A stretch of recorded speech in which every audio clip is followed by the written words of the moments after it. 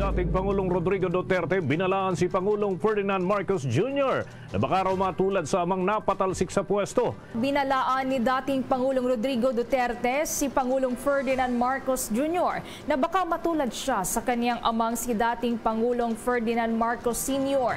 na pinatalsik sa pwesto dahil sa people power. Sa talumpati ng dating Pangulo sa isinagawang prayer rally doon po sa Davao, sinabi nito na dapat huwag sumunod sa isinusulong ng ilang mambabatas na amyandahan ang konstitusyon. Inakusahan pa nito ang Pangulong Marcos na gumagamit daw ng droga. Hiniling din nito sa mga sundalo at mga kapulisan na protektahan ang ating konstitusyon. Kaugnayan, pakinggan natin ang naging bahagi ng talumpati ni dating Pangulong Ferdinand Rodrigo Roa Duterte. Alam mo, sa umpisa pa lang nagdududa na ako. Bakit? People's Initiative manggaling sa tao. Dapat yan galing sa mga purok at doon sa barangay at doon sa DILG, ipasa nila sa syudad, sa probinsya at sa national office. Dito mga congressman. Tala, kumuha naman tayo ng pag-uulat mula dyan sa Senado. Si Senator Po ay umaasa daw na isasantabi ng Kamara ang isinusulong umano na People's Initiative at gawin muna ang kanilang mga trabaho. Samantala, yung pagsuway umano ng ilang ahensya ng gobyerno sa direktiba ng Pangulo, ipinangangamba naman ni Senator Amy Marcos. Bakit kaya? Alamin natin yan sa nakalapang report ni Bombo JC Galvez. Umaasa sa Senadora Grace Poe na isasantabi ng Kamara ang isinusulong umano ng People's Initiative at gawin muna ang kanilang trabaho sa mababang kapulungan ng Kongreso. Nanawagan din si Poe sa publiko na tanggihan ang Peking People's Initiative na inaalok para amyendahan ng 1987 Constitution. Anya, ang pinakakailangan ng mga Pilipino ay pagkain sa hapag, trabaho, pangalaga sa kalusugan, edukasyon at kalidad ng buhay. Silang mga senador Anya ay handang magtrabaho at pagtuunan ng pansin ang mga dapat unahin. Ikinalungkot din ng senadora na naging problematic ang signature campaign dahil umano sa pagiging Politicians Initiative kung saan binabanggit umano na politiko ang nasa likod ng Peking People's Initiative. Punto pa ng senadora, iba't ibang survey din ang nagsiwalat ng charter change ay hindi kabilang sa prioridad ng mga Pilipino. Malinaw anya na ang prioridad ng taong bayan ay ang mataas na bilihin sa merkado, trabaho at sahod. Paalala lang po sa inyong lahat na sana kausapin rin ninyo ang inyong mga kaibigan, mga kamag-anak tungkol dito.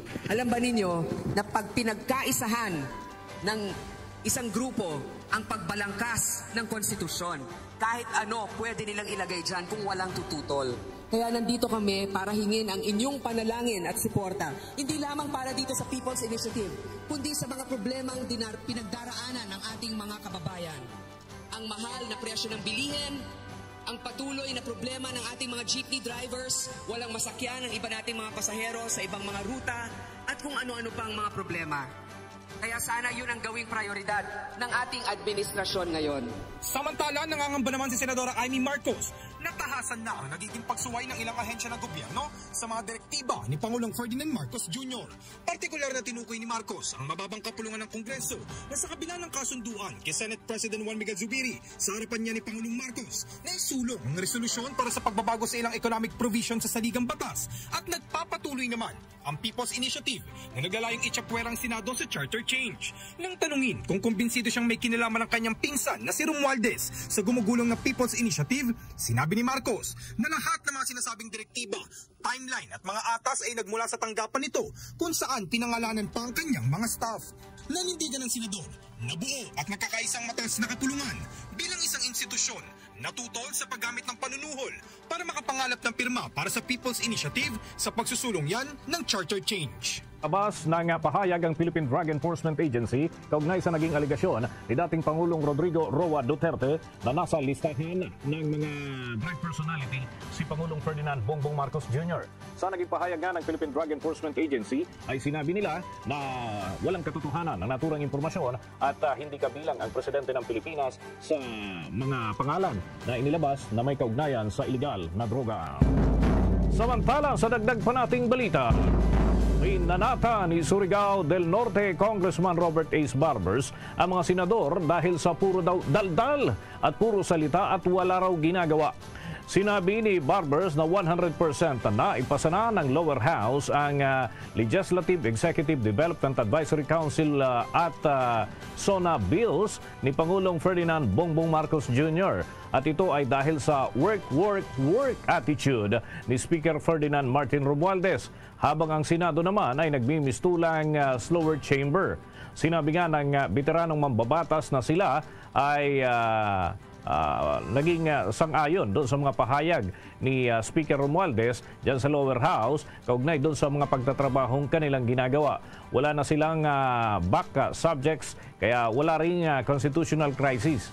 Nilinaw din ni Barbers na walang kinalaman si Speaker Romualdez sa People's Initiative at taong bayan daw ang nagsasalita dito. Inihag pa ng mambabatas na imbes na magpalitan ng maanghang na mga pahayag ay mabuting pag-usapan na lamang ng mga senador at ng mga opisyal ng Kamara ang mahinahong sistema kung anong multo ang nakikita ng mga senador, lalo na ang issue ng term extension. Umapila din si Manila Congressman Bienvenido Abante at House Minority Leader Marcelino Libanan doon sa mga leader ng bansa na huwag gamitin ang dasal para sa political points matapos ang kontrobersyal na panalangin ni Senator Amy Marcos sa Jesus is Lord Worldwide Prayer and Vision Casting 2024 sa Norsagaray, Bulacan noong araw yan ng Sabado, kung saan isinama nito ang issue ng pag-amyenda sa konstitusyon sa kanyang panalangin. Tiwala naman si dating Ako Bicol Party List Congressman Alfredo Garbin, dating chairman ng House Committee on Constitutional Amendments, na papasa ang People's Initiative sa anumang kwestiyon ng legalidad sa Korte Suprema. Yun ho ang nangyayari dun sa pinapaikot ng People's Initiative. Na ipaliwanag ko ba ng maayos? Dahil yung People Initiative na pinapasok nila, sabi doon, wala naman sinabi doon na ang pagdebatihan natin, kalusugan, o pagkain libre, o kuryente. Ang nakalagay doon, voting jointly. Para nga yung boses ng Senado, malulunod dun sa boses ng 300 na congressman and men and women.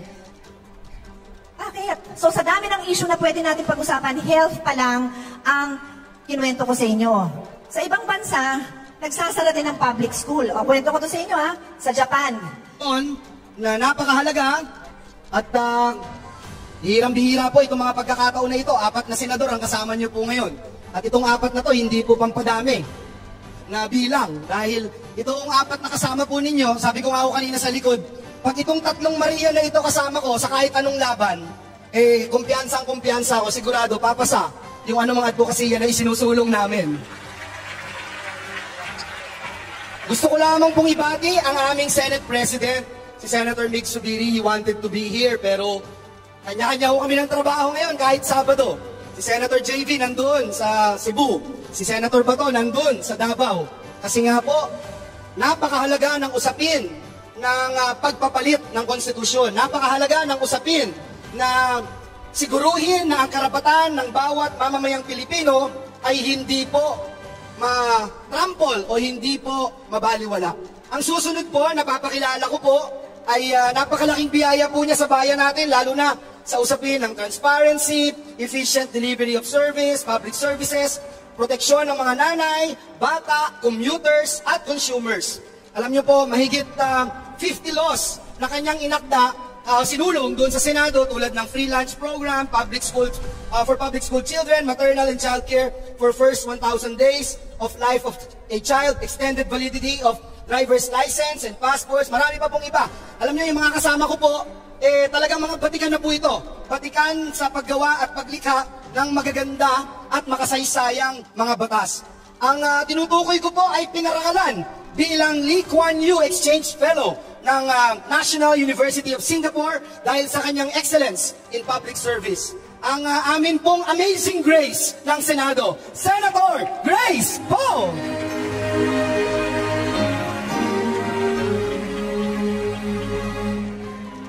Malugod na movement, Brother Eddie Villanueva. Maraming salamat po sa inyong pagtitipon ngayon na kami po ay ginawa ninyong parte. Sa aming napakasipag na majority leader, si Senator Joel Villanueva, sa aking mga kasamahan sa Senado, Senator Pia Cayetano, Senator Amy Marcos, at sa lahat po ng mga liderato dito, si Kaleo na nandito rin, at sa inyong lahat. Magandang hapon po sa inyong lahat.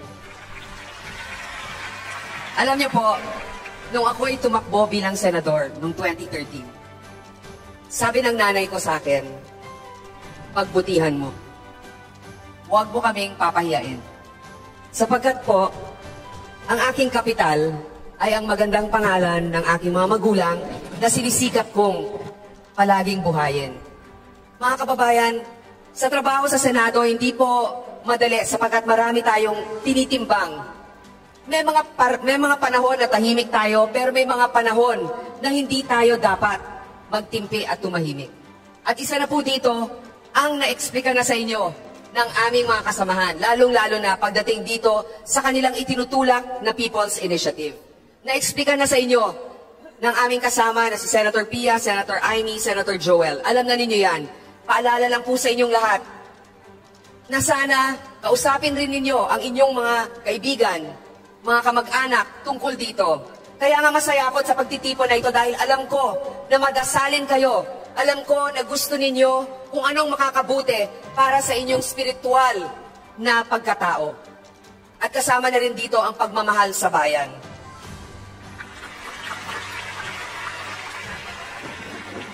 Alam ba ninyo na pag pinagkaisahan ng isang grupo ang pagbalangkas ng konstitusyon, kahit ano pwede nilang ilagay dyan kung walang tututol. Kaya nandito kami para hingin ang inyong panalangin at suporta. Hindi lamang para dito sa People's Initiative, kundi sa mga problemang pinagdaraanan ng ating mga kababayan. Ang mahal na presyo ng bilihin, ang patuloy na problema ng ating mga jeepney drivers, walang masakyan ang iba nating mga pasahero sa ibang mga ruta, at kung ano-ano pang mga problema. Kaya sana yun ang gawing prioridad ng ating administrasyon ngayon. So tatapusin ko na po to para lamang ipaalala sa inyo.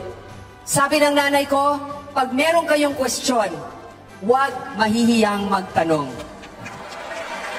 Ito ay iyong i-adya sa makasariling ambisyon, kawalan ng malasakit, at pagkabulag sa kapirasong kapangyarihan.